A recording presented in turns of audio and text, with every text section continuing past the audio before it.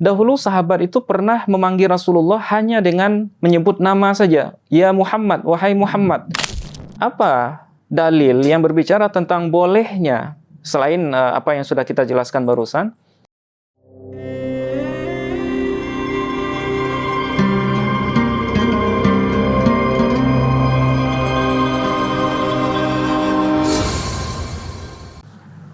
Assalamualaikum warahmatullahi wabarakatuh.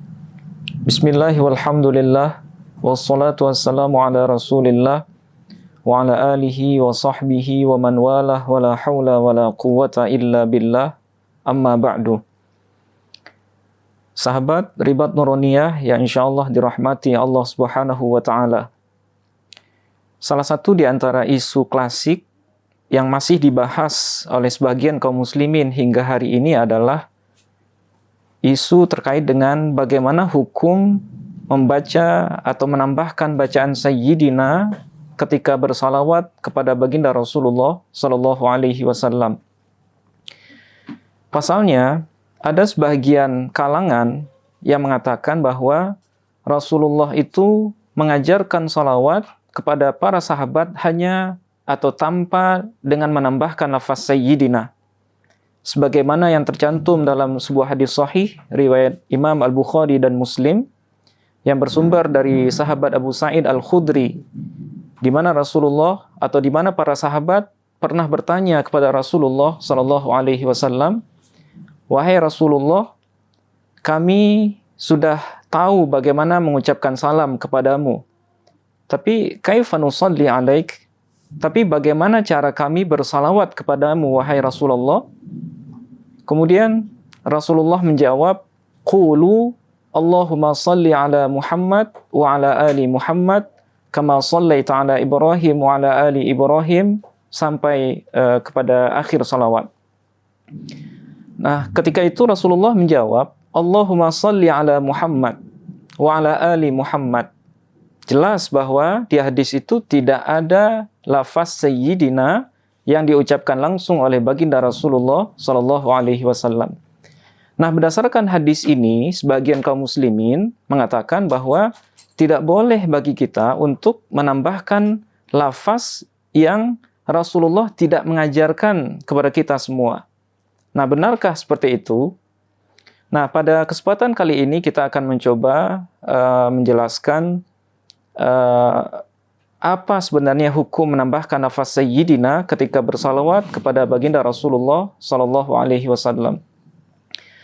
Pertama, yang perlu kita pahami bersama adalah Rasulullah adalah seorang yang sangat tawadhu dan sangat pemalu. Bahkan dalam sebuah riwayat sahih yang tercantum dalam Sahih Bukhari, itu disebutkan kana asyadda hayaan minal adhra fi khidriha. Rasulullah itu sangat pemalu, bahkan beliau lebih pemalu dari seorang perempuan gadis yang sedang dipingit di kamarnya. Artinya apa? Tidak mungkin ketika sahabat bertanya kepada beliau mengucapkan salawat itu dengan lafaz Sayyidina yang seolah-olah mengagungkan diri sendiri. Nah, oleh sebab itu tidak mungkin Rasulullah sekali lagi mengucapkan lafaz salawat itu Allahumma salli ala Sayyidina Muhammad kepada para sahabat. Nah, konteks ini itu harus dipahami terlebih dahulu. Nah, kemudian apa dalil yang berbicara tentang bolehnya selain apa yang sudah kita jelaskan barusan? Adakah dalil khusus yang menjelaskan kebolehan menambahkan Sayyidina dalam bersalawat? Nah, jawabannya sangat banyak sekali. Nah, kita akan mulai dari dalil yang bersumber dari Al-Quran, kemudian dari hadis, dan seterusnya sampai kepada qaul ulama insyaallah. Pertama, kita akan mulai dari dalil yang bersumber dari Al-Quran. Salah satu dalil yang bisa kita gunakan dalam hal ini adalah surah Ali Imran ayat ke-39. Di mana Allah Subhanahu wa taala pernah memberikan lafaz sayyid atau gelar sayyid kepada Nabi Yahya alaihi salam, yaitu putra dari Nabi Zakaria alaihi salam.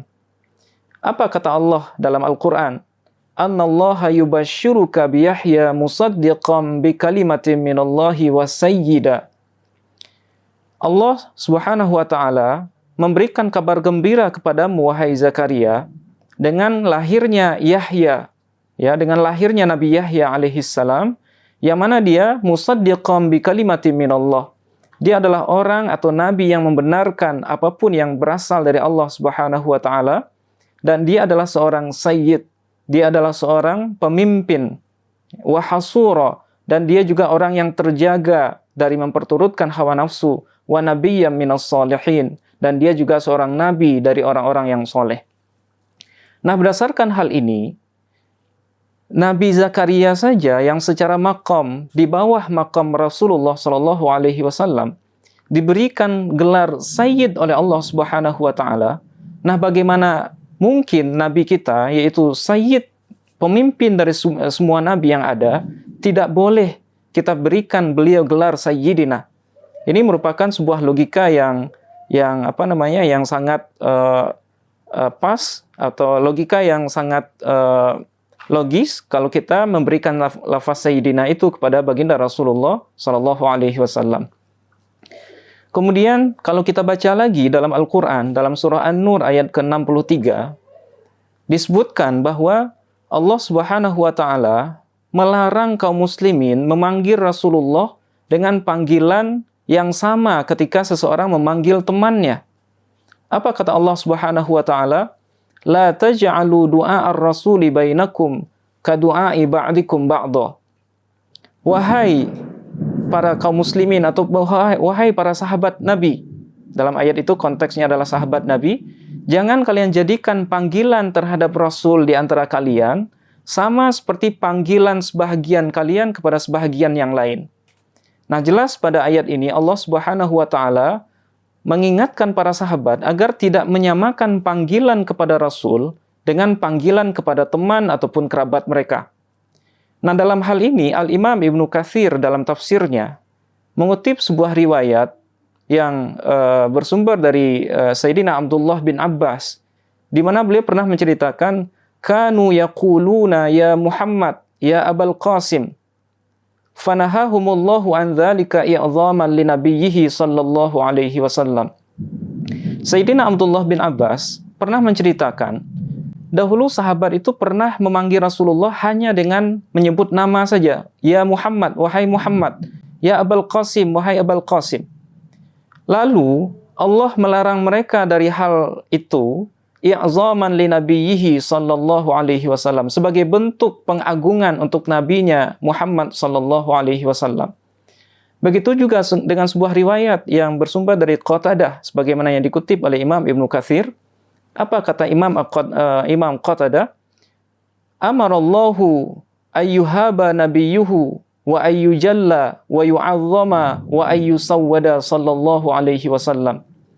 Allah memerintahkan agar nabinya dimuliakan, diagungkan, wa ayyusawwada, kemudian dipanggil dengan panggilan yang baik, yaitu dengan panggilan Sayyid. Nah, jelas dari riwayat ini bahwa Allah sendiri yang memerintahkan agar kita memuliakan Rasulullah. Nah, salah satu cara memuliakan Rasulullah itu adalah dengan menambahkan gelar Sayyidina ketika kita menyebut nama beliau, ketika bersalawat kepadanya. Nah, ini dalil kedua yang sangat jelas dan relevan yang berkaitan dengan hal ini. Nah, kemudian ketika kita rujuk kepada hadis-hadis Nabi sendiri, dalam sebuah riwayat yang diriwayatkan oleh Imam Muslim dan juga Imam Ahmad dalam kitab Musnadnya, yang bersumber dari sahabat Abu Sa'id Al-Khudri dan juga sahabat Abu Hurairah, di mana Rasulullah Shallallahu Alaihi Wasallam tegas pernah mengatakan, Ana sayyidu waladi Adam yaumal qiyamah wala fakhar. Wahai para sahabatku, saya adalah pemimpin dari semua anak keturunan Adam pada hari kiamat, wala fakhar. Tapi ini bukan dalam rangka menyombongkan diri. Nah, jelas pada hadis ini Rasulullah mengatakan beliau adalah Sayyid. Ya, pada hadis ini beliau mengatakan beliau terang-terangan bahwa beliau adalah Sayyid. Sayyid siapa? Sayyid dari semua anak keturunan Nabi Adam. Sehingga jelas bahwasanya panggilan Sayyid sebenarnya tidak terlarang sama sekali ketika kita nisbatkan kepada baginda Rasulullah Sallallahu Alaihi Wasallam. Kemudian di hadis lain, misalnya di riwayat Bukhari yang bersumber dari sahabat Abu Sa'id Al-Khudri, itu diceritakan juga bahwa Rasulullah pernah menyebutkan lafaz sayyid itu kepada salah seorang sahabat yang bernama Mu'az, ya, Sa'ad bin Mu'adz, ketika dia kembali dari Bani Quraisyah. Ketika dia akan datang ke Madinah, Rasulullah bilang kepada para sahabat, "Qumu li sayyidikum." Wahai para sahabatku, berdirilah kalian untuk sayyid kalian, yaitu Sa'ad bin Mu'adz.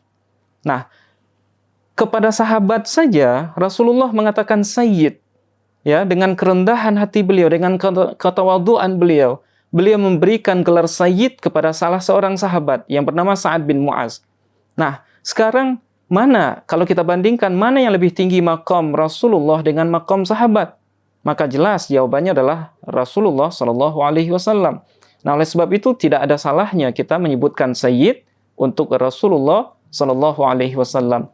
Dan juga dalam hadis-hadis lain, misalnya dalam hadis riwayat Bukhari juga, itu pernah diriwayatkan, Sayyidina Jabir bin Abdullah pernah meriwayatkan, kana Umar yaqul Abu Bakrin sayyiduna a'taqa sayyidana yakni Bilalan. Jadi Sayyidina Umar itu pernah memanggil Sayyidina Abu Bakar dengan panggilan sayyiduna. Abu Bakar adalah sayyiduna, adalah pimpinan kita. A'taqa sayyidana, yang telah memerdekakan sayyidana Bilal bin Rabah. Nah, jadi penggunaan pujian sayyidina pada dasarnya sudah biasa digunakan pada zaman sahabat. Begitu juga Rasulullah pernah menyebut kedua cucu beliau, Al-Hasan wal Husain, Sayyida Syababa Ahlil Jannah. Sayyidina Hasan dan Husain merupakan dua pemimpin pemuda di surga nantinya. Nah, berdasarkan hal ini, sekali lagi, dari banyak dalil yang sudah kita sebutkan, bahwa tidak ada salahnya ketika kita menambahkan lafaz sayyidina ketika bersalawat kepada Rasulullah Shallallahu Alaihi Wasallam. Nah, sekarang pertanyaannya, bagaimana ketika bersalawat di dalam sholat?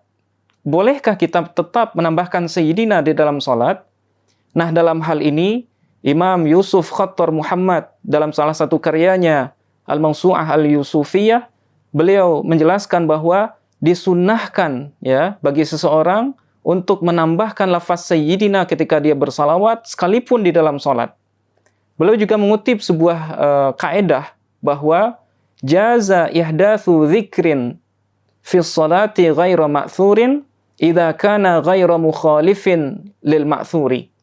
Boleh bagi seseorang membuat sebuah zikir yang tidak ma'thur ketika sholat, dengan catatan zikir itu tidak bertentangan dengan zikir yang ma'thur, yang diriwayatkan langsung dari baginda Rasulullah Sallallahu Alaihi Wasallam. Nah, kaidah ini menunjukkan bahwa tidak ada salahnya ketika menambahkan sayyidina dalam salawat ketika sholat, itu tidak akan bertentangan dengan dalil ma'thur yang lain. Karena sebagaimana yang sudah kita sebutkan, sangat banyak dalil yang mengatakan bolehnya kita menyampaikan atau menyebut sayyidina kepada Rasulullah Sallallahu Alaihi Wasallam. Nah, terakhir, ada dalil yang katanya merupakan larangan menyebut sayyidina di dalam sholat. Bunyinya adalah, la tusayyiduni fis shalah. Janganlah kalian sebut sayyidina, atau janganlah kalian menyebut saya sebagai sayyidina di dalam sholat. Nah, bagaimana dengan riwayat ini? Benarkah riwayat ini bisa digunakan untuk membid'ahkan atau menghukumi salah orang yang mengucapkan sayyidina dalam sholawat?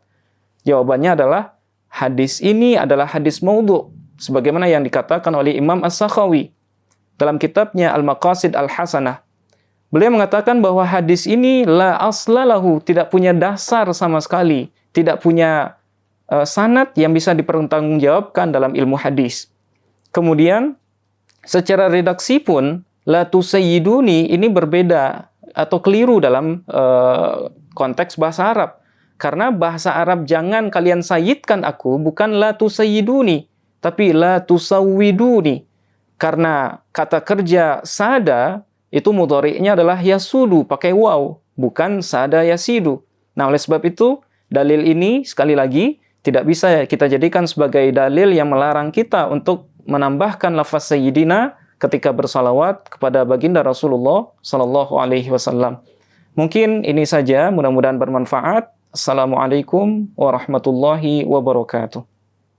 Bangun istanamu di surga bersama program Wakaf Surau Ribat Buaran. Ribat Nuraniyah Hasyimiyah merupakan pusat kajian ilmu keislaman khususnya dalam bidang akidah, fikih, dan tasawuf yang juga menjadi tempat halaqah zikir. Didirikan dan diasuh oleh Abu Dr. Haji Ar-Razi Hashim M.Mahum dan menjadi sebuah yayasan secara resmi pada 18 November 2021. Cikal bakal kehadiran yayasan ini sudah ada sejak 2011 dan dengan spirit yang dibangun sejak saat itu, hingga sekarang Ribat Nuraniyah Hasyimiyah terus aktif mengadakan kajian dan zikir secara rutin. Pada awalnya, seluruh kegiatan Ribat terpusat di Komplek Ruko Ciputat Indah Permai dengan kapasitas sekitar 70 orang. Seiring berjalannya waktu, antusiasme jemaah terus bertambah sehingga kapasitas ruangan kurang memadai untuk menampung sejumlah hadirin. Inilah yang menjadi salah satu tujuan pembangunan Surau Ribat yang saat ini sudah masuk tahap konstruksi sejak 1 Agustus 2024. Selain untuk memfasilitasi ruangan kajian yang lebih kondusif, surau ini juga dibangun untuk berbagai kegiatan ke depannya. Salah satu di antaranya juga untuk kegiatan zikir dan suluk bagi para salik. Untuk itu, kami mengajak para sahabat untuk turut serta dalam menebar manfaat dan syiar dakwah melalui program wakaf pembangunan Surau Ribat Buaran. Wakaf bisa disalurkan melalui nomor rekening yang muncul pada layar atau juga bisa melalui website resmi kami di wakaf.nuraniyahofficial.com. Melalui website tersebut, sahabat bisa mendapatkan informasi terkini seputar perkembangan pembangunan surau. Untuk memulai wakaf, cukup klik donasi sekarang, lalu pilih nominal yang tersedia atau silakan masukkan sendiri nominal yang ingin diwakafkan. Klik tombol lanjut ke pembayaran dan sahabat bisa masukkan nama serta nomor WhatsApp yang nantinya akan digunakan untuk mendapatkan pesan wakaf secara otomatis. Sahabat juga bisa memberikan doa terbaik sebagai bentuk dukungan untuk pembangunan surau. Terakhir, klik transfer sekarang untuk memproses data wakaf sahabat. Untuk segala bentuk dukungan dari para sahabat semua, kami ucapkan terima kasih. Jazakumullah ahsanal jazaa wa barakallahu fiikum.